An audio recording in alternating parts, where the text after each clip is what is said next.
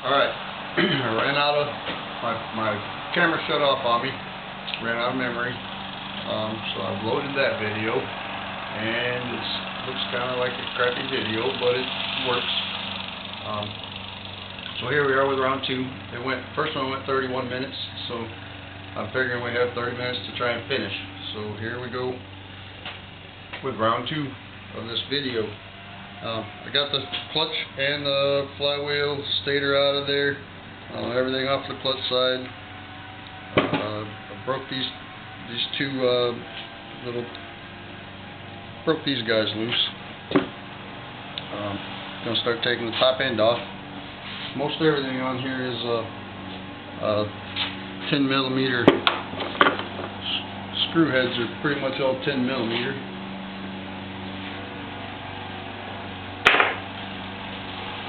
Or 17 for the big ones that we've dealt with. Break these loose. Somebody's been in here before because I see the brass washer is on the wrong nut. You got a little neighborhood noise happening. Some lawn mowing and weed eating. That's alright.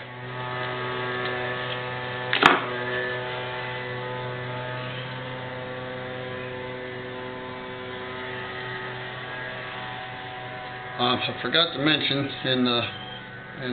early on in my video here, whenever you're taking this all apart, you want to make sure that the shift shaft coming out here and this is the transmission counter shaft where your sprocket fits. You want to make sure that's fairly clean. If it's covered in rust and all that, it's going to give you problems. It's also going to drag dirt in through the motor when you're taking it apart. So I had that all cleaned up pretty good already. But you're going to want to do that before you start taking it apart.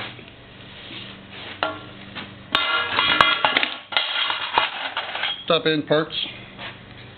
I've got these screws broke loose so that I can put a screwdriver on them. This cap has got to come off. Where did my socket go? Red shit. Right here. Alright, loosen this nut on this side. This goes all the way through and screws into the opposite side of this cam gear cover. So you loosen this big long bolt here. Loosen it back a ways. Plunk it. And that pushes this cover over here. Breaks it loose with the gasket. And you can spin that right off of there.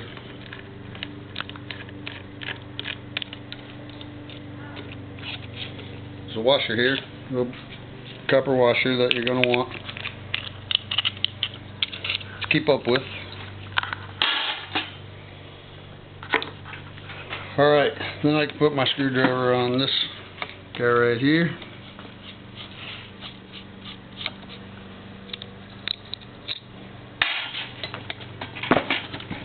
This is where I mentioned it already, but see how that shaft, kick shaft, bottoms up with this 2x4 frame. I should just grab the other one, would work better, but I'm not going to. So now I gotta break these guys loose. Got the wrong size. Give me a minute.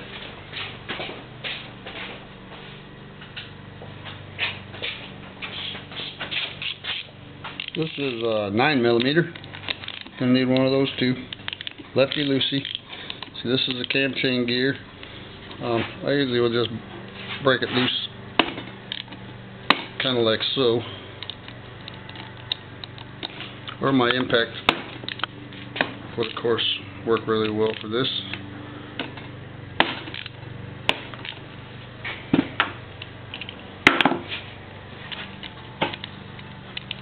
I'm going to loosen these back. I won't take them quite all the way out yet so that I can.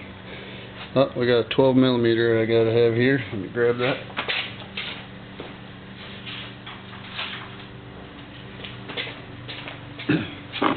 Guess I just lied to you. You need a 10 millimeter, 12 millimeter, 10 millimeter, 12 millimeter, or 14 millimeter.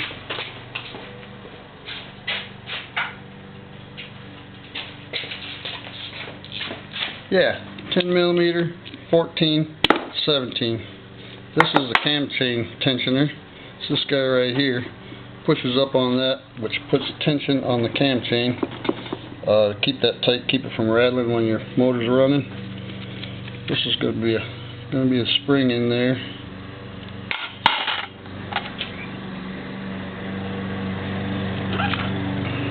Found some oil.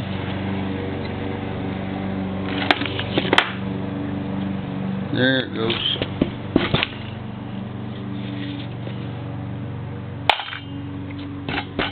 Get that loose so that your cam chain can get some slack. That'll make it a little easier getting this apart.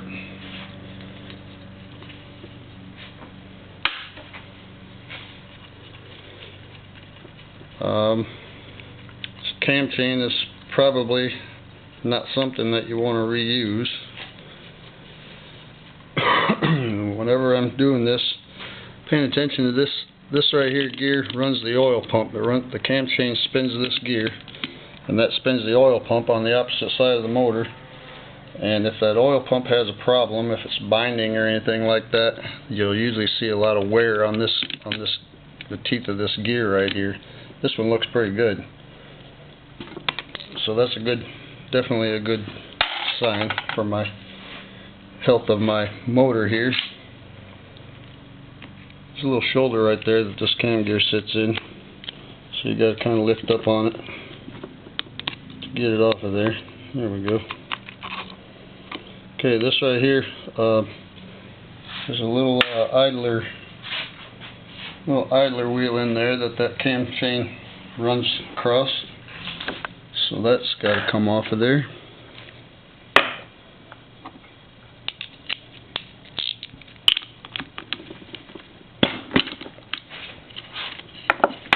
I call this an axle, I think, because that's kind of how it is. You'll see that little pulley come out of there as we do this. And there it is. We'll get the top end off. That'll make it easier to get that cam chain out of there. The head's unbolted. I got this guy right here out. The cam chain is off of there. Got these studs loosened up. Start by getting this guy loose. Sometimes that'll be stuck pretty well, but that one certainly wasn't. A rubber mallet, handy dandy. There might be some oil in here. I can see some water in there from whenever I was spraying this thing. This head, let's get this back up here. Some of the things to look for on the head is broken fins right here. That's a bad thing. If any of them are broken off, these are the studs for the exhaust. They're in good shape. I should have knocked these loose before I took this off of the motor. Makes it easier for sure. Sometimes they can be tough. That usually means a wrench, rubber mallet. Make sure that wrench is on there well before you do this, so that you don't damage these caps. These are the tappets or rockers or valve adjustment, whatever you like to call it. These covers allow you to get in here and adjust your what I want to say, the valves, basically, how far the valves open whenever the cam settles.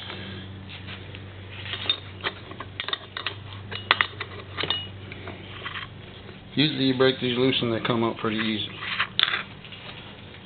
That one didn't. Alright, that just makes it a little easier knocking them loose while it's still on the motor, so it's not rolling around the floor when you're trying to do that. Trying to be fast and knock the cylinder loose. Got to get rid of this guy first.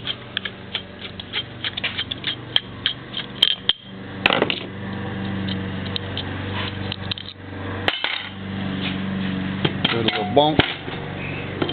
You got a piston on the rod. It's all in there with your rings. Cam chains coming out. A lot of stuff falling out here. So paying attention, being careful. That's that idler wheel, and you can see that guy is chewed up. That's in poor shape. There's a cam chain with the gear. Watching all this stuff as I take it apart. Some O-rings that sit in here as when you put these together. So I'm looking to see if they're in there. Found a couple, I suppose. Found one. Looking at the piston, which looks absolutely terrible. Terrible. Look at the rings are, all the scratches in there, and the rings are pretty well stuck. This thing's been run probably with no air filter on it, sucking in a buttload of dirt, and it's just got that piston chewed up. Cylinder, I assume, will match.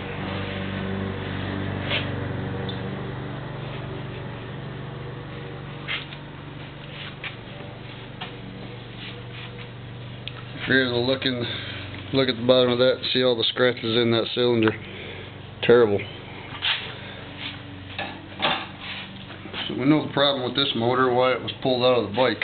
More than likely, it's because it had probably no compression left and would not run. Alright, looking to pull that piston off of there. Look for my tools. There's a ring in here inside this little hole. It's got a split in it. You got to get a hold of it. Hopefully not let it go flying across the room when you pull it.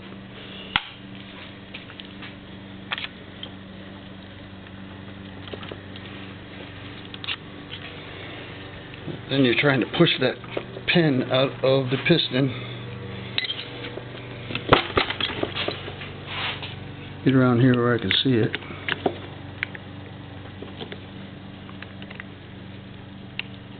It is not wanting to come out. This is a bad place to beat on too. Basically your crankshaft, your rod.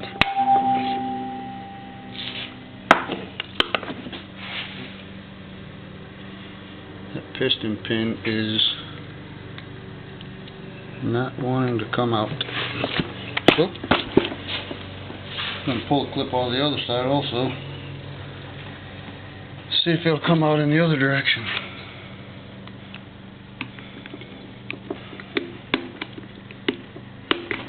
These pins can be hard to get a hold of, just like this one is.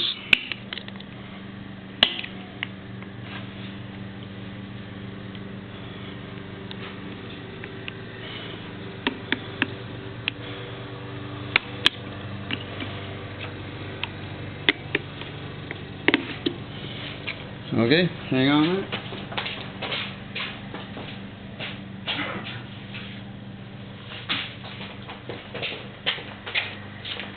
Shouldn't have needed this tool, so I didn't bring it.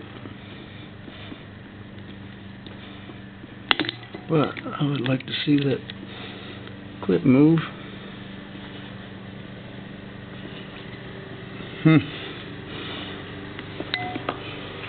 Okay, hold on, I'm going to try to do. Support this piston with something.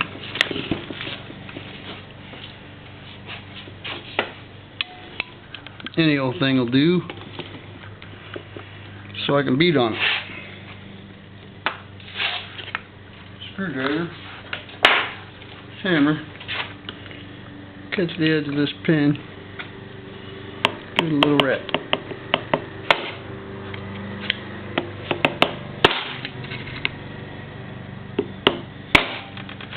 Wow.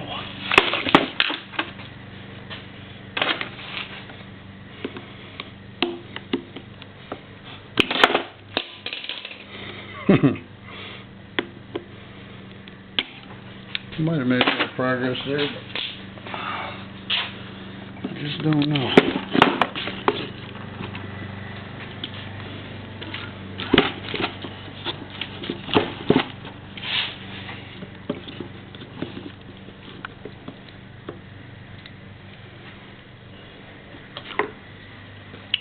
I'm going to try that again.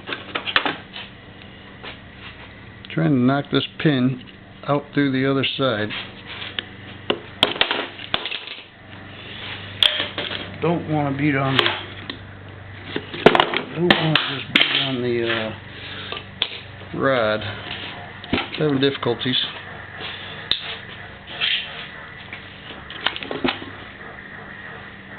What do I need in there? How about one of these?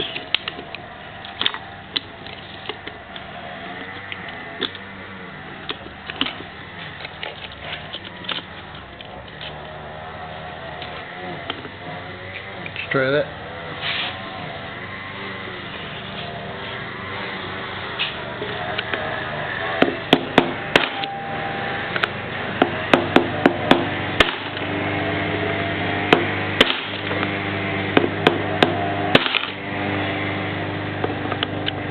Moving.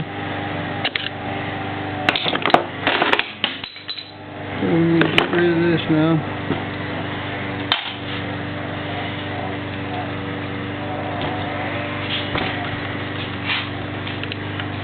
That pin is very tight in there. It is moving though. So at this point I'm going to leave it on there.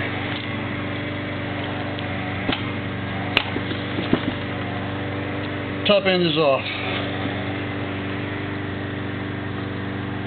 Oh, that is a problem. Okay, I'm moving on. Gotta clean out these screws. So it's pretty much as this guy.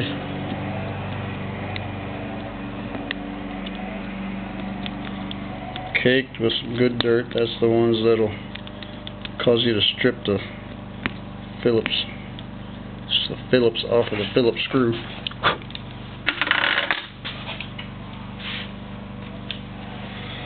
Hopefully all these will spin out for us easily.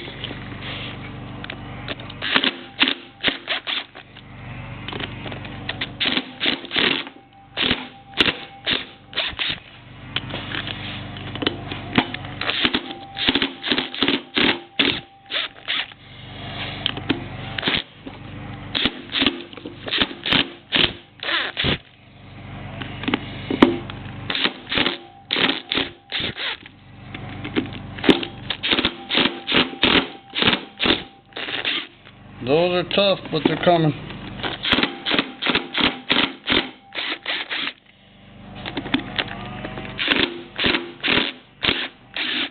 Pretty sure these haven't been out before.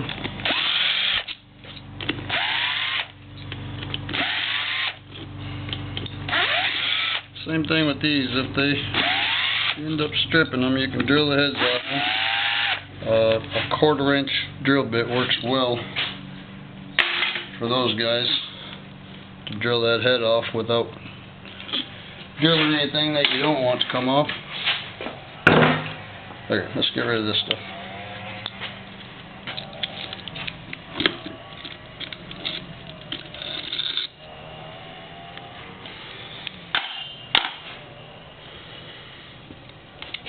That will fall off if we don't take it off.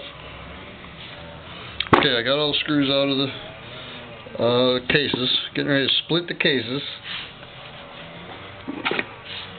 This plug right here covers a bolt that goes into the opposite end of shift drum.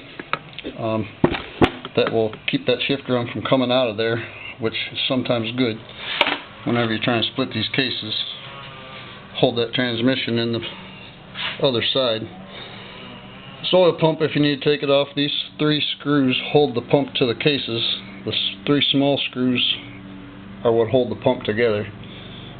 Take the 3 small ones, or you take all of them out, basically this whole pump will come apart. But you can take that pump off if you need to by getting rid of those 3 screws. At this point, trying to split these cases in half. They're kind of glued together with this gasket. It's been in here for many years. So your mallet is going to be your best trick if it'll work. I usually will try and grab a hold of some part of this motor and hold up as I'm doing this.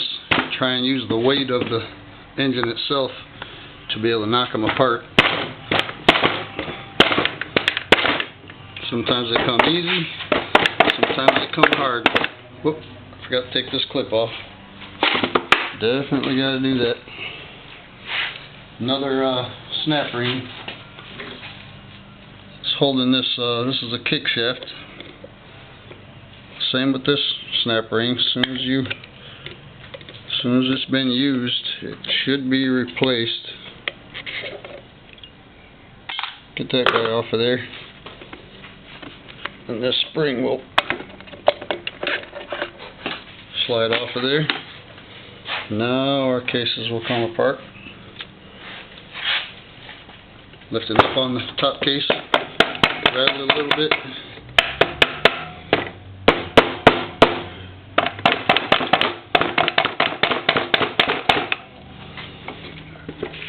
It's basically just the gasket holding it together, but you don't want to stick a screwdriver or something in there and damage the cases.